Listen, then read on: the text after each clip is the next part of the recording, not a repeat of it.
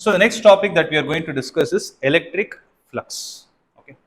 So this electric flux has something to do with the density of field lines. It has a significance. Okay, I'll tell you where it is useful in physics. See, if you take the same example of this positive charge, due to this positive charge, how will the electric field be?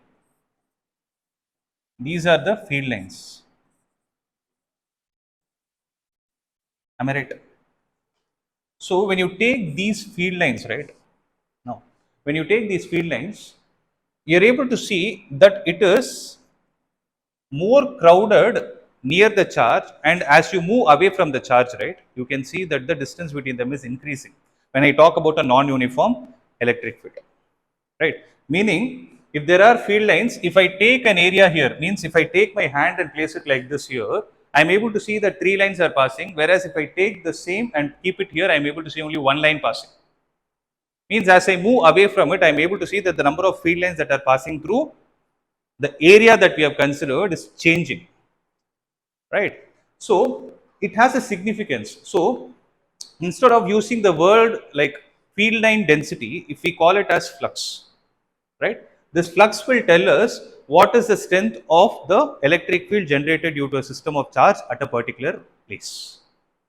So that is the main objective of it. For that, which we need to understand what is the definition of it. So if you see, electric flux is basically the total number of field lines of force. These are the field lines of force.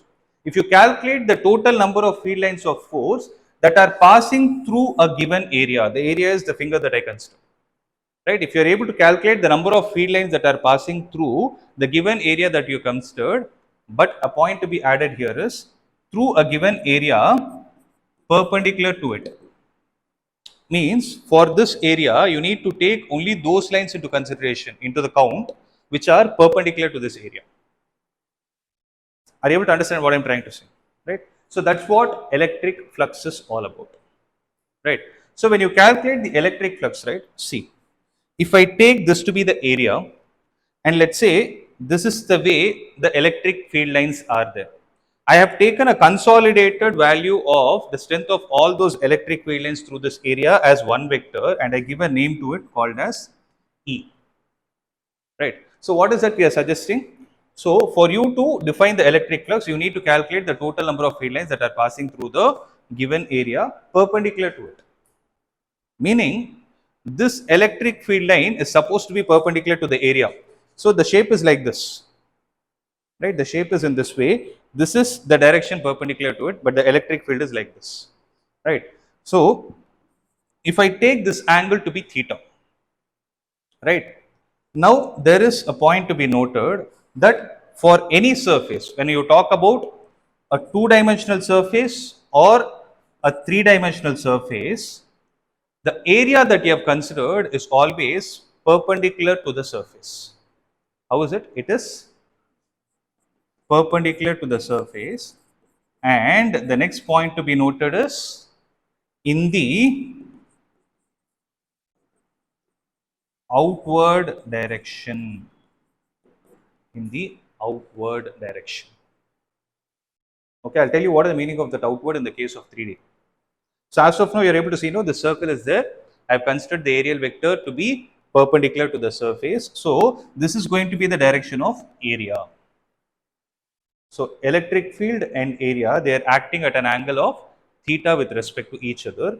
Now this electric field can be resolved into two components. One is E cos theta and the other is going to be E sin theta. If you see, E sin theta is not a component which is perpendicular to the surface, only E cos theta is perpendicular. So if you are able to take the product of this E cos theta and A, then this is going to give me the flux, right? So if you write this flux, this will be equal to E vector dot A vector, and this is read as phi. Okay, so this is the mathematical symbol for flux as such, right? So if you put phi with a subscript E, you call it as electric flux, because the same concept we'll be discussing in magnetism also. There we call it as magnetic flux. right? If whatever you are able to understand from here is the same thing applicable there also. Now, I told you that aerial vector is perpendicular to the surface in the outward direction, right? What is the meaning of it is, if I take this cube, then this side is there, no? So that side is going to be a, okay, there's a cuboid. So that side is going to be a rectangle, right? For that rectangle, I can define the aerial vector perpendicular to it in either this direction or in this direction. But which one should I take into consideration according to physics? I need to take only the rightward one, because it says the aerial vector is always in the outward direction perpendicular to the surface. This is a very, very, very important point to be noted, because this is what we use to solve problems. There are two important problems in your textbook, which when I discuss that, right, you will understand this thing better. But I want you to remember this point. What is it? Can you please state it? Aerial vector is always in the outward direction perpendicular to the surface, right? So please make a note of this. 1 minute, 1 minute. So I wrote the mathematical expression for flux, right? Now, what kind of a physical quantity is this? Is this a scalar or a vector quantity? It's a scalar quantity, because you're talking about the number of field lines. And one more thing is, it's a dot product. It's a scalar quantity. Now, what is going to be the SI unit for it? This is Newton per Coulomb, and this is meter square. So it is going to be, I'll write it clearly.